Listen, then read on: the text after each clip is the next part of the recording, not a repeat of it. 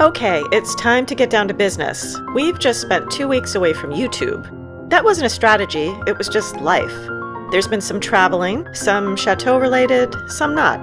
Lincoln was briefly in the US and relieved to return to France, where the news doesn't immediately raise your heart rate, unless, of course, it's a 2-cent increase in the price of a baguette. We more or less passed each other like ships in the night these past couple of weeks. I took a quick trip to England to look at kitchen cabinets, which feels excessive until you remember we're only 100 miles away from one another. And as I'm editing this, I just took another flight, and I'm now sitting in my childhood bedroom, and I'll tell you why in our next video. But today, welcome to London, where one can even find words of wisdom written in a bathroom stall. To East Croydon, then Red Hill, Gatwick Airport, Three Bridges, Aldcombe, Haywards Heath, Whipplesfield, Burgess Hill, Essex, Preston Park, and Brighton.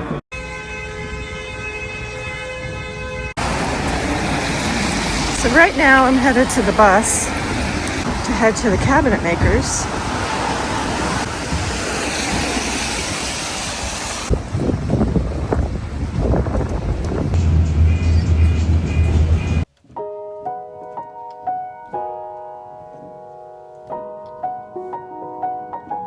I only managed to get slightly lost, but when I arrived, we went through all of the details.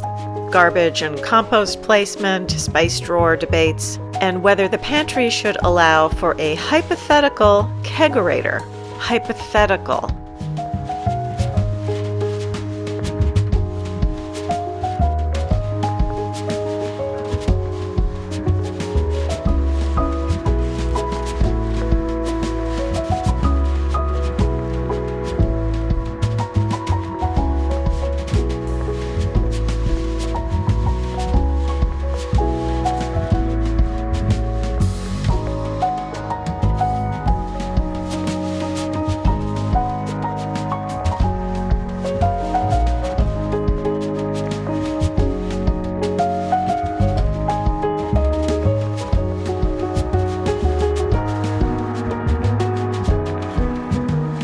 So all in all, it was a productive meeting, and I left feeling confident about the entire process, from the manufacturing to the custom installation.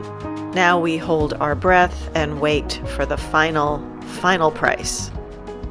So at the beginning of every year, there's this pressure to reinvent everything. New routines, setting new goals, and becoming a completely new version of yourself. But by February, most of us are tired and quietly returning to who we were. I've learned the hard way that real change doesn't work like that, especially out here in the garden. You don't plant something and expect it to sort itself out. It's the small repetitive things like weeding and watering, doing a little bit consistently, even when it feels unimpressive. And I think that's what therapy feels like. Not a dramatic breakthrough every week. It's more like regular maintenance and keeping a steady pace. Today's paid partner is BetterHelp, a simple way to start therapy if you've been curious, but haven't quite figured out where to begin.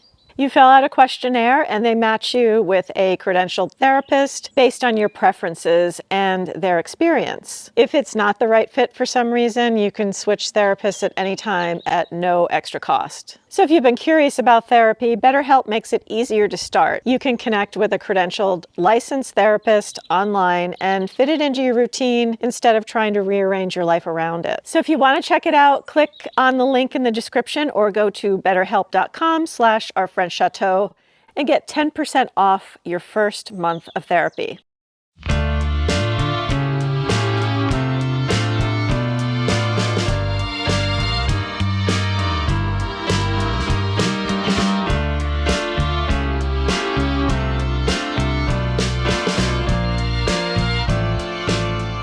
After meeting with the cabinet makers, I headed back towards the hotel via Sloane Square and stopped into the Conran shop. It used to be one of those endlessly interesting places you could wander, but I was a little disappointed to find it's been scaled back a bit. It's still nice, just not quite the treasure trove it once was.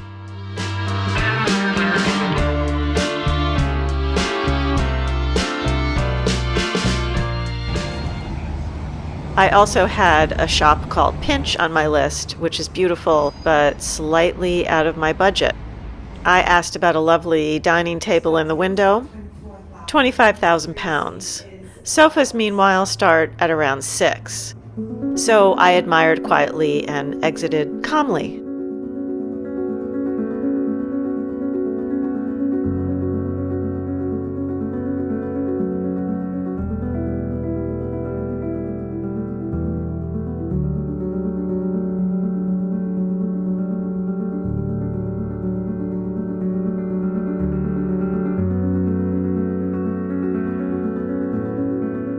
I was also really pleased to find Corsten, who we're seriously considering for the hardware in our kitchen. It was great to finally see everything in person and get a proper sense of the finishes and weight. And next door was another cabinet company many of you will probably recognize, Plain English. Their kitchens are undeniably beautiful, but seeing them up close, they didn't feel quite as solidly constructed as what we're currently looking at.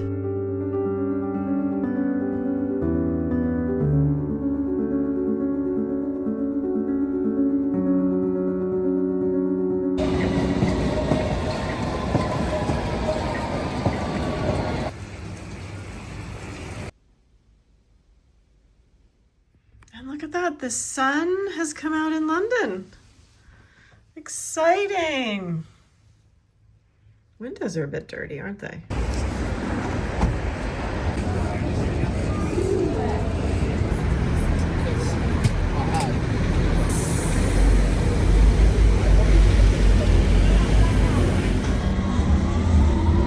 Find the gap between the train and the platform.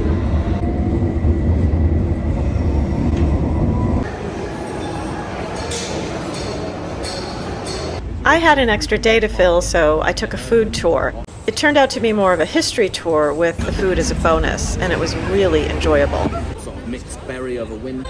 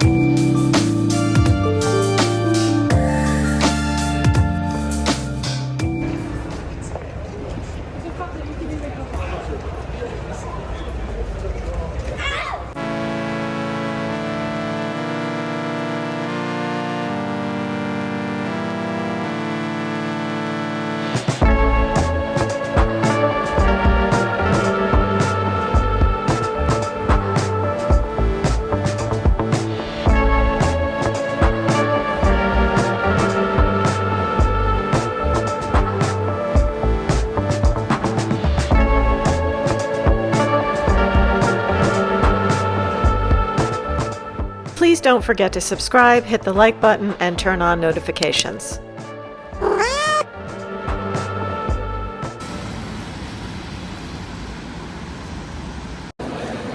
While I'm here, I'm trying to cram in as much as possible, and I always love seeing what's happening at the Victoria and Albert Museum. Like most of the major national museums here, it's free to visit, though some of the special exhibitions aren't. What really struck me, though, was how strange it felt walking straight in. No security checks, no lines, no bag inspections. In Paris, every museum entry feels a bit more like airport security, and this was eerily calm.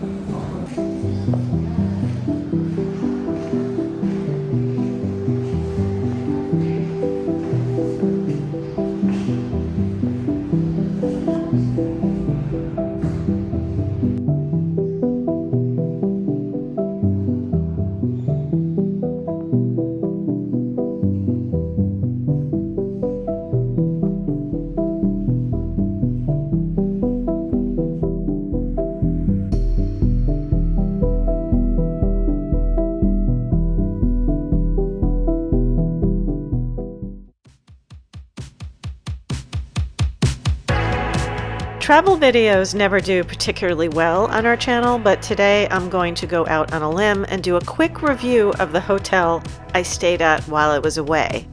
So when I'm not on YouTube making videos, I'm sometimes watching airline and hotel reviews. So this is really just me indulging myself for a moment. Don't worry though, we're not suddenly turning into a travel channel with us gallivanting around the world. Although to be fair, that would be quite nice. This is the Adria, a 5-star hotel tucked away in South Kensington, close to museums, quiet streets, and people who appear to have their lives together. So the average price per night is usually somewhere in the 500 to 900 euro per night range, depending on when you book and how brave you're feeling. I usually book hotels through booking.com, not sponsored. I happened to get a very good deal on this room since I'm a member of their Genius program. I paid around 300 euro per night, which felt like a small miracle for a 5-star hotel in London. This also included breakfast. So the rug is nice and soft. I haven't tested out the bed yet.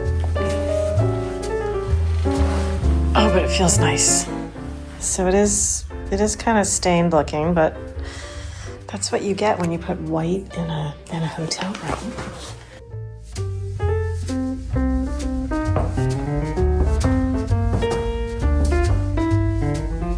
I must be in the handicap accessible room because this is like one giant wet room, and there's obviously a bar on the door, which I don't mind because I'll just be taking a shower in there and probably a bath, but you can tell because the countertops are lower. So this is the bathroom. It's very nice. It's got heated floors. Is there any kind of a view? Let's take a look. I don't know where I am. But yeah, that's London. I can't see much. It's nice. And then you have a phone next to the toilet if you need to, call somebody while you're... I guess in the tub. Yeah, if you're in the tub. I'm not crazy about the scent of this, so I won't be using it. I brought some of my own. But there is a TV in the tub, so tonight I might just watch TV in the tub. Because why not? I'm here, right? The taps are really beautiful, aren't they? And I don't understand why more people in the United States do not have heated towel rocks. I'm still in my pajamas, so I got some fresh fruit. I got an avocado toast, which looks amazing. Some bacon. I thought I ordered a croissant, but I don't think it matters. Got some fresh juice and a delicious cappuccino. Oh, this looks really nice. So now I get why the bench is a little stained. It's because this is sort of where you set up and eat. So I just got back. There's turn down service. I have the little slippers. I don't know what this is. Tea. We each got a tea for me and myself. System for heating and air conditioning. I only had one issue. I'm very light sensitive when I sleep, and the temperature control panel was surprisingly bright. So I resorted to the old trick of propping a slipper up on a chair to block it. It worked. Everything is probably very expensive. See, I would eat these in a minute. Oh my gosh, I love anything sour, so the candy kittens. They just want me to eat these, right? Sour watermelon. We have some chips. Okay, we have to look at the prices. So Coca-Cola is 4, Diet Coke 4, everything's about 4 pounds. Beer and wine, you never buy anything here unless you're totally desperate, but candy kittens are 5 pounds.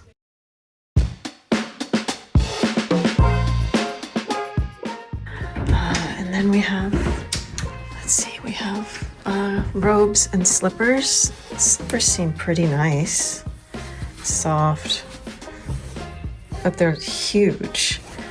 And the robes, this one feels softer actually. This one's much softer. This one feels really scratchy.